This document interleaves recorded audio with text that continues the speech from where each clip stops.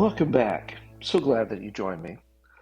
So often, as we're focused on things, we'd rather focus on what's going on with us, what's in our control, and even more what we can do to control everything else, instead of actually looking to see what's actually happening around us, what others are needing, and ultimately how God is in control of everything that's happening no matter what.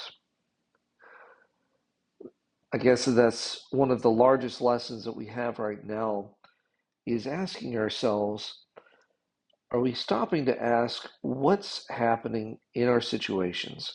Are we asking, is this really what God is doing? Is he in control? What's really going on? Ultimately, no matter what situation it is that we're looking at, we do know this, that God's purposes are playing out. We may not understand them. We may not see them in this moment in time, but ultimately we know continually that He is doing what is right, what is best, and even more, what's in our best interests. Now, in the moments that we're living in right now, that's really hard to say because more recently there's been a lot of people hurt because of everything that's going on in our world's history. Even though things are crazy, even though things seem to be so chaotic to the point that we really will never understand why things are happening the way that they are. One of the things that we can continually say is despite our circumstances, despite what was going on, all is in God's control. We can bank on that. We can trust that because He said what He has, because of the fact He is who He is, everything's going to be okay. May not feel that way in this moment, but it will in the end because it's set in motion the way that it's supposed to be.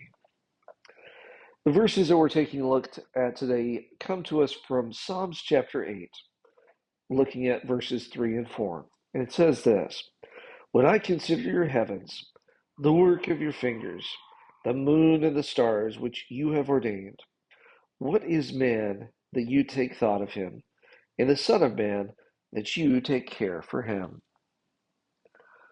We are the lowest of the low, but at the same time, God still sees us.